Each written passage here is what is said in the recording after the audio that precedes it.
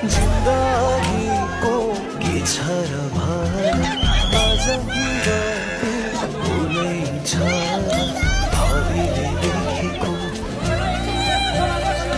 कसले छ देखेको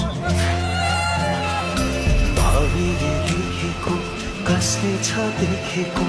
जन्म र मृत्यु बिचको कुरा हुँदैन सबै चाहेका पुरा खबर पठाइदिएकाला आउनु है भन्थे मर्कै साला आउनु है भन्थे मर्कै साला मलाई रोक्ने तिमी को हो? म तिम्रो समय माटोमै मिल्नु नहो मानिसको साथ जे भयो जिन्दगीमा